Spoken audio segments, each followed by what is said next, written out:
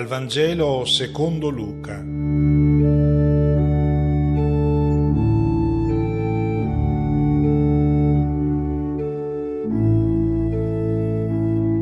Una buona domenica a tutti.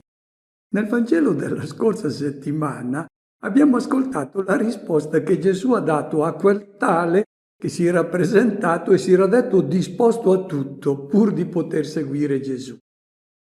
Gli aveva detto in modo chiaro: guarda che io non ho una pietra sulla quale posare il capo e anche tu non avrai una vita facile, perché non potrai farti un nido nel quale ritirarti e vivere tranquillo. Chi vuole essere mio discepolo deve sentirsi totalmente coinvolto nel mio progetto di mondo nuovo ed essere sempre disponibile a collaborare per realizzarlo. Quindi la mia proposta non è per gente indolente, pigra, svogliata. E difatti, nel brano evangelico di oggi, noi vediamo Gesù che a coloro che lo stanno seguendo affida subito una missione da svolgere. Sentiamo. Dopo questi fatti, il Signore designò altri 72 e li inviò a due davanti a sé in ogni città e luogo dove stava per recarsi. Chi sono questi 72 che compaiono all'improvviso nel Vangelo secondo Luca? Di loro non si è parlato prima e in seguito nessuno più si ricorderà di loro. Non è un'informazione quella che l'Evangelista ci vuole dare. Per cogliere il messaggio dobbiamo richiamare il significato simbolico dei numeri nella Bibbia. Il numero 72 indica tutti i popoli della terra. C'era Israele e altre 72 nazioni pagane che costituivano l'umanità intera. Inoltre, il numero 72 è il risultato di 6 volte 12. Il numero 6 è il simbolo dell'imperfezione, manca ancora 1 per arrivare a 7. A questi 6 12, se noi aggiungiamo le 12 tribù di Israele, noi abbiamo il numero 7, che indica la perfezione, la totalità, l'infinito. Vuol dirci l'Evangelista che il disegno di Dio sul mondo si realizzerà quando tutti i popoli della terra, Israele per primo, ma poi tutti gli altri popoli, avranno udito e accolto il Vangelo. Difatti, nel Vangelo secondo Luca, i 12 sono già stati inviati alle 12 tribù di Israele e adesso questi 72 sono inviati a tutti i popoli del mondo. Il secondo messaggio che ci viene dato. Questi 72 non appartengono al gruppo degli apostoli, dei 12. Sono dei semplici discepoli, dei laici diremmo noi oggi. E allora, la missione di portare il Vangelo nel mondo, di coinvolgere tutti i popoli in questo disegno di salvezza, non è affidata alla gerarchia, al clero, ma a ogni battezzato. Ogni battezzato si deve sentire responsabile di questa missione. Il terzo messaggio. Che cosa sono inviati a fare? Dice il testo che Gesù li ha inviati davanti a sé, ma il testo greco di nuovo dice pro prosopu su, cioè davanti al suo volto. Sono inviati a preparare le persone ad accogliere questo volto di uomo nuovo che è quello di Gesù di Nazaret, il volto bello, il volto del Figlio di Dio. Non devono quindi presentare se stessi, ma disporre le persone ad accogliere Cristo, ad accogliere il Vangelo. Quarto messaggio, li invia 2 a 2. L'annuncio del Vangelo è opera di una comunità, non è un'inventiva personale, no. Chi annuncia il Vangelo deve sentirsi parte di una comunità. Per essere comunità bisogna essere almeno in 2. Ed è interessante che nella Chiesa primitiva I discepoli andavano ad annunciare il Vangelo sempre in coppia. Pietro e Giovanni vanno in Samaria, Paolo e Barnaba partono per il primo viaggio, Paolo e Silvano partono per il secondo viaggio. E questi due, questa comunità, deve sentirsi parte della Chiesa universale, inviati dalla Chiesa. E ora sentiamo quale dovrà essere la disposizione interiore con cui questi inviati dovranno svolgere il compito che Gesù ha affidato loro. Diceva loro: la messe è abbondante, ma sono pochi gli operai. Pregate dunque il Signore della messe perché mandi operai nella sua messe. Andate, ecco, io vi mando come agnelli in mezzo ai lupi. Per far comprendere a ogni discepolo la missione che è chiamato a svolgere, Gesù impiega l'immagine della mietitura. L'agricoltore, quando si trova di fronte al campo e vede che il grano è maturo, gioisce. È l'invito che Gesù fa a vedere l'umanità come la vede Dio, cioè pronta, matura per raccogliere il Vangelo, per raccogliere Cristo.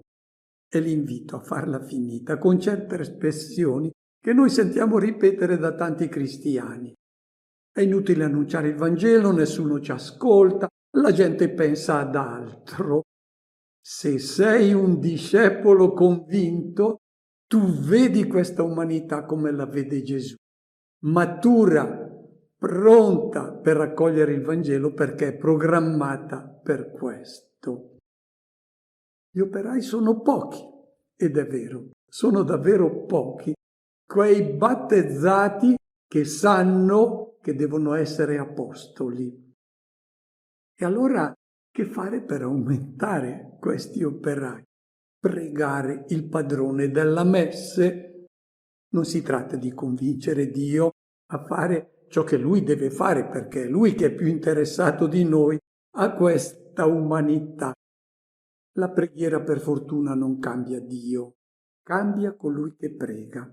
Se prima eri impigrito, non eri cosciente del compito che eri chiamato a svolgere, quando tu preghi entri in sintonia con i pensieri di Dio e vedi questa umanità che è in attesa dell'annuncio che tu sei chiamato a fare. E la preghiera è perché il Signore mandi operai. Il verbo greco impiegato è ekballein, cacciar fuori. Cacciar fuori da che cosa? Questi cristiani che si rintanano nelle loro pigrizie, nei loro scoraggiamenti, devono essere cacciati fuori, devono essere stanati quindi dalle loro paure e anche dalla disistima che hanno di se stessi. E quante volte si sentono dei cristiani che dicono: io non sono fatto per l'annuncio, cerco di fare del mio meglio. No, la preghiera ti stana anche da queste pusillanimità, ti libera anche dal pudore di presentarti come credente in una società dove la proposta che Cristo fa non va di moda. E che cosa devono aspettarsi questi inviati? Come verranno accolti? Tenete presente, dice Gesù, che arrivati in un mondo di lupi.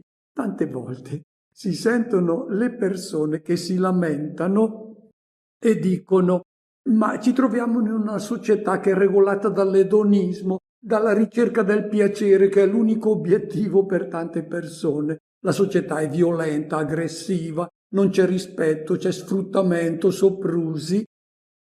Cosa ti aspettavi? Te l'ha detto che tu arrivi in un mondo di lupi. Il lupo è il simbolo della violenza, della tracotanza, il simbolo della logica che regge il mondo vecchio, quello della competizione, per cui prevale chi è più forte, più abile, e chi è debole viene sottomesso, viene sbranato. Questo è il mondo a cui tu sei inviato. Se fosse già un mondo redento, non ci sarebbe bisogno di andare ad annunciare il Vangelo che lo redime. Ma se tu non annunci il Vangelo, questo mondo rimarrà sempre così, un mondo di lupi. E in questo mondo tu entri come agnello, sapendo qual è la sorte che ti aspetta, quella che il maestro ha avuto. L'agnello indica la mansuetudine, la debolezza, la fragilità, non toglie la vita a nessuno. L'agnello dona la vita, è un costruttore di un mondo di pace, un mondo dove non c'è competizione, dove c'è amore gratuito, anche per il nemico, anche per colui che ti fa del male. Questi discepoli dovranno quindi vigilare su se stessi, perché potrebbero riemergere in loro i sentimenti e i comportamenti dei lupi, la rabbia, il risentimento, la volontà di prevalere, di prevaricare, e lo sappiamo che nella storia della Chiesa purtroppo questo è accaduto. A volte ci sono dei ragionamenti che ti dicono che comportarsi un po' da lupi dà risultato, forse nell'immediato sì, ma non costruisci il mondo nuovo. Papa Gregorio Magno fa una riflessione molto bella sul fatto che Gesù manda 2 a 2. Per quale ragione li ha mandati 2 a 2? Perché sono dei fratelli, non sono degli amici. Gli amici li scegliamo, i fratelli sono quelli che ti capitano e può darsi che siano simpatici o meno simpatici. Se tu vai nel mondo da solo, no, devi andare in 2, perché se al mondo si presentano in 2, che pur essendo molto diversi, forse litigando anche, ma continuano ad amarsi, allora danno il segno che è arrivata nel mondo la comunità composta da agnelli, che si vogliono bene, anche se la pensano in un modo diverso. E adesso Gesù chiarisce come devono presentarsi alla gente questi inviati. Sentiamo. Non portate borsa, né sacca, né sandali, e non fermatevi a salutare nessuno lungo la strada. In qualunque casa entriate, prima dite pace a questa casa. Se vi sarà un figlio della pace, la vostra pace scenderà su di lui, altrimenti ritornerà su di voi. Restate in quella casa, mangiando e bevendo di quello che hanno, perché chi lavora ha diritto alla sua ricompensa. Non passate da una casa all'altra. Nel mondo vecchio, dove la norma accettata da tutti è quella della competizione, colui che è abile, colui che è forte, può accumulare beni, può arricchire.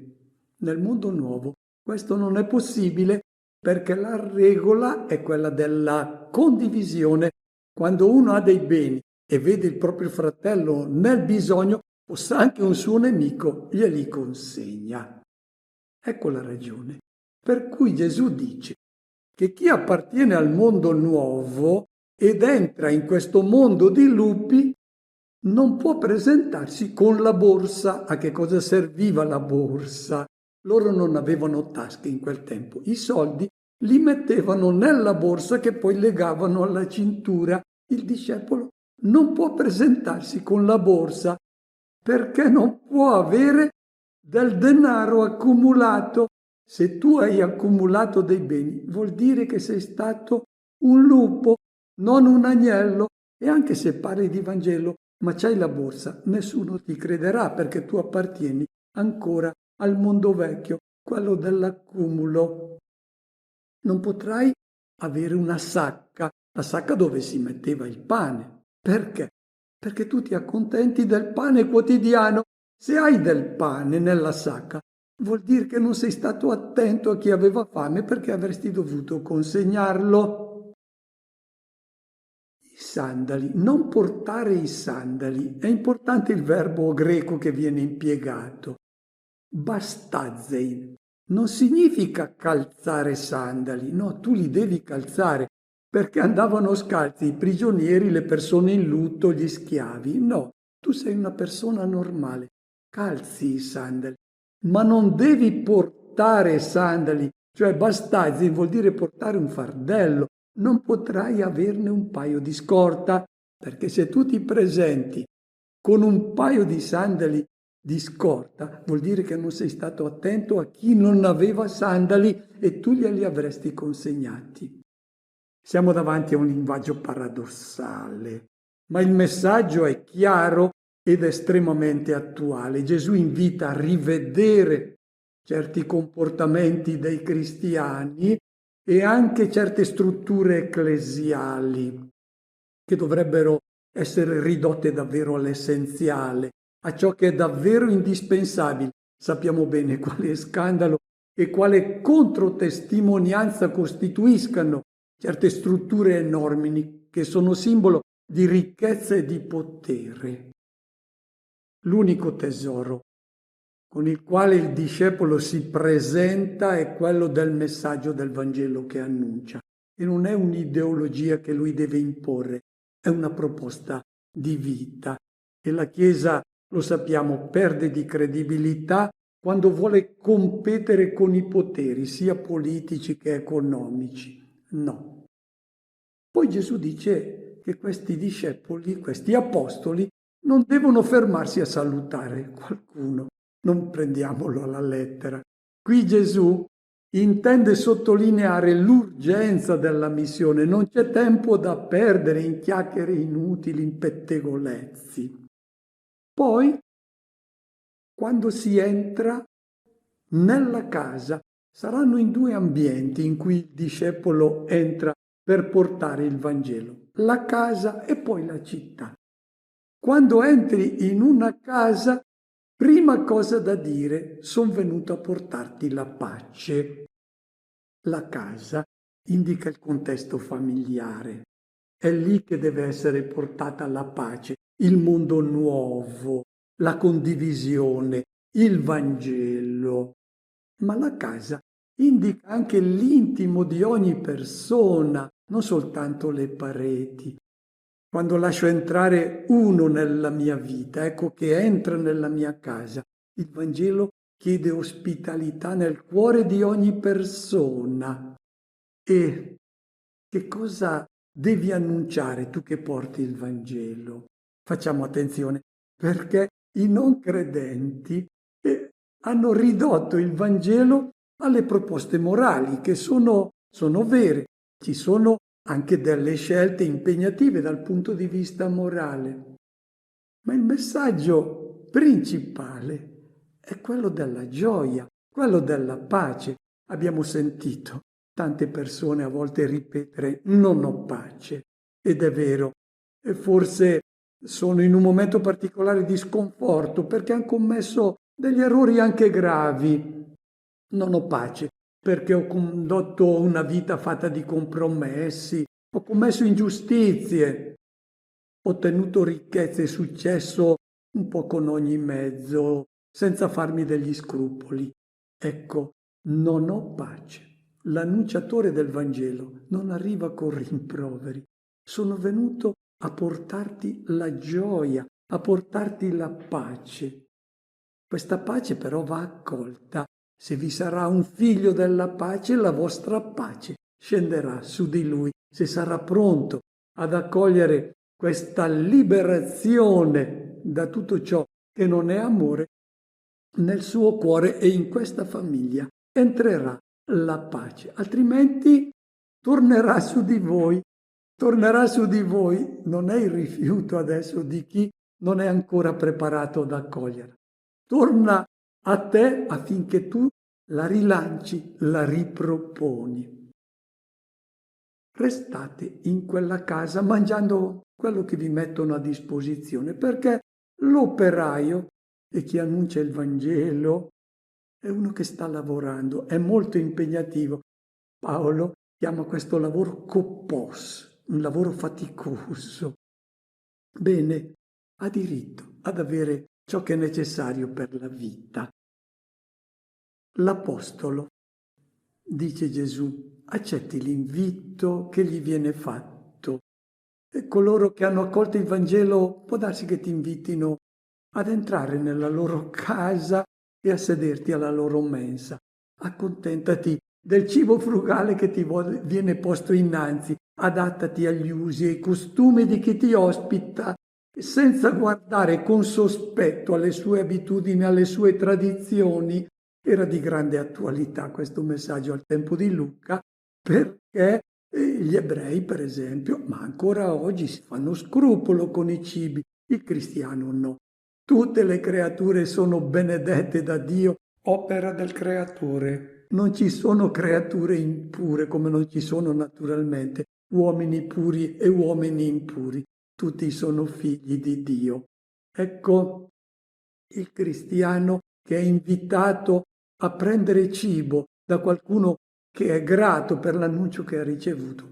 Non badi a queste distinzioni, accolga quello che gli viene offerto. E poi non passate da una casa all'altra. Cosa vuol dire?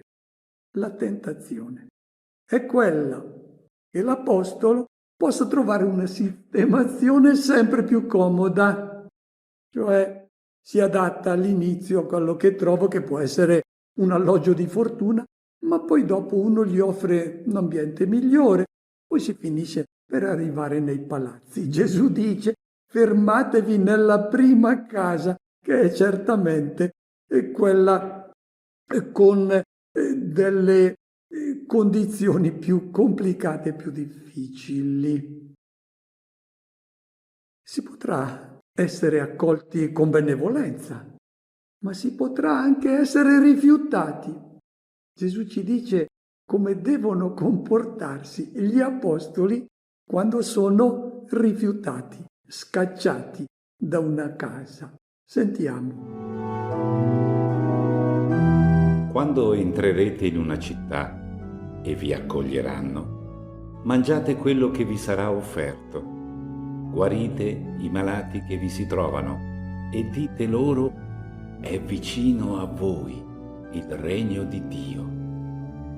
Ma quando entrerete in una città e non vi accoglieranno, uscite sulle piazze e dite: anche la polvere della vostra città che si è attaccata ai nostri piedi, noi la scuotiamo contro di voi. Sappiate però che il regno di Dio è vicino. Io vi dico che in quel giorno Sodoma sarà trattata meno duramente di quella città. Il discepolo è inviato ad annunciare il Vangelo nelle case, cioè nel privato. Lo annuncerà ai singoli e creerà uomini nuovi, persone che ragionano in un modo diverso, che parlano in un modo nuovo, che svolgono la professione in modo nuovo. Lo annuncerà alle famiglie, nasceranno famiglie nuove dove regna l'amore, l'armonia, la fedeltà, dove non si litiga più per l'eredità. Ma non deve essere annunciato solo nelle case, nel privato. Deve essere annunciato nelle città, cioè in luogo pubblico. Questo significa che il Vangelo deve trasformare non solo le singole persone, deve trasformare tutta la società. Se la società era quella dei lupi che si sbranavano, che costruivano bombe per rapportarsi in una posizione di forza rispetto agli altri, adesso deve entrare nella società la logica del Vangelo, che è quella dell'amore. I lupi devono essere trasformati in agnelli. Può capitare anche che annunciando il Vangelo a tutta la società si possa essere accolti o rifiutati, cioè la società vecchia può voler continuare con la logica di Caino, la logica dei lupi. Che cosa deve fare il discepolo che annuncia il Vangelo nella città? Vorrebbe cambiare il mondo. La prima ipotesi che venga accolta, dice Gesù: mangiate quello che vi ho offerto, cioè sedetevi a tavola, al banchetto, vuol dire entrate in armonia con queste società alle quali voi volete annunciare il Vangelo. Vuol dire, non dovete avere delle preclusioni ideologiche, culturali, politiche e nemmeno religiose. Adattatevi ai costumi locali, rispettate le culture di ogni popolo. Questo significa mangiare ciò che vi è offerto. Quando uno si siede a tavola, vuol dire che c'è armonia, c'è rispetto. E poi prendetevi cura degli infermi che vi si trovano. Bello il verbo greco, therapeuein. Non vuol dire presentatevi e mostrate che sapete fare miracoli sostituendovi ai medici. No, nulla di tutto questo. Prendetevi cura dei malati, degli infermi, delle persone deboli e diciamolo con gioia. La Chiesa in questo aspetto si è comportata molto bene. Li conosciamo tutti i santi della carità. E anche oggi, ovunque ci siano delle situazioni di disagio, lo sappiamo, senza far rumore, senza mettersi in vista, lì sono presenti coloro che annunciano e praticano anche il Vangelo. Ma può capitare anche di essere rifiutati, che ci sia la società vecchia che vuole continuare così com'è, con la logica dei lupi. Cosa dovete fare?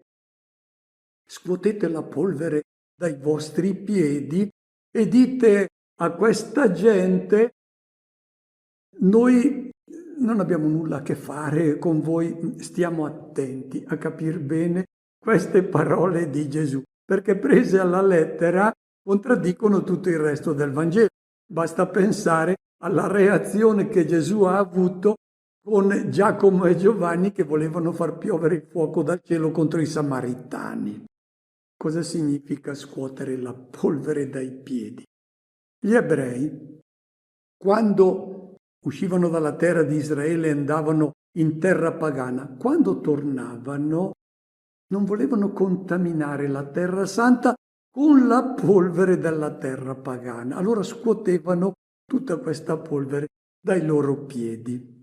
Vuol dire Gesù, quando voi vi rapportate con una società che è regolata ancora dalla logica antica della competizione, venite rifiutati, state attenti, non vi deve rimanere attaccato nulla della logica pagana con la quale voi siete entrati in dialogo. Vuol dire che dialogare non significa accettare compromessi, rinunciare alla propria identità di credenti.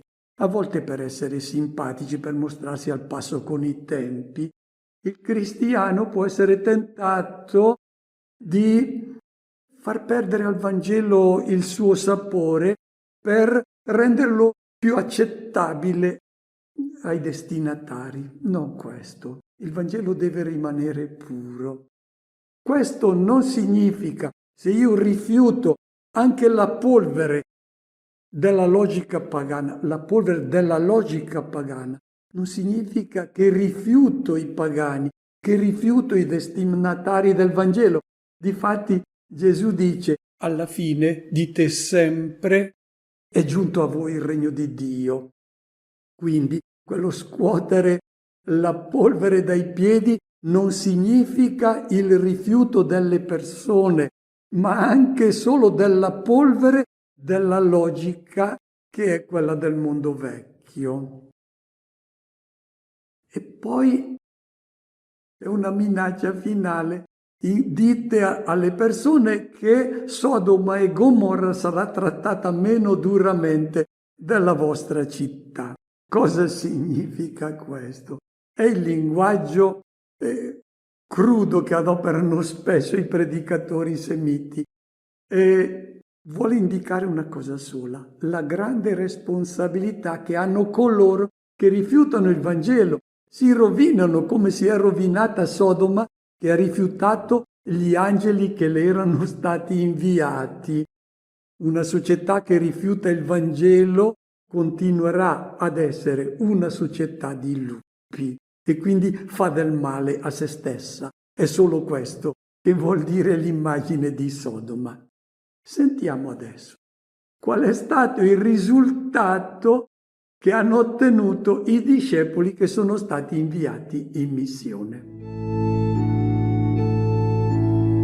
I 72 tornarono pieni di gioia dicendo: Signore, anche i demoni si sottomettono a noi nel tuo nome. Egli disse loro: Vedevo Satana cadere dal cielo come una folgore. Ecco, io vi ho dato il potere di camminare sopra serpenti e scorpioni e sopra tutta la potenza del nemico. Nulla potrà danneggiarvi. Non rallegratevi però perché i demoni si sottomettono a voi. Rallegratevi piuttosto perché i vostri nomi sono scritti nei cieli. I discepoli che hanno svolto bene la loro missione tornano da Gesù colmi di gioia. La gioia è sempre il segno della presenza di Dio. Hanno svolto bene la loro missione e sono sorpresi. Dicono a Gesù: abbiamo visto che di fronte all'annuncio del tuo Vangelo i demoni hanno cominciato a indietreggiare, ad essere sconfitti. E Gesù conferma la loro impressione. Io ho visto Satana cadere dal cielo come folgore. Cosa sono queste immagini impiegate dai discepoli e da Gesù? I demoni, Satana. Sono quelli che hanno retto il mondo vecchio, che hanno creato la società dei lupi prima dell'annuncio del Vangelo. Chi sono questi demoni? Sono gli idoli che hanno retto il mondo. Sono quelli che gestiscono la società antica. Chi è che muove il mondo vecchio? Denaro, l'attaccamento ai beni, la ricerca del successo, della carriera, della visibilità, del dominio sugli altri. Sono questi i demoni che creano la società vecchia.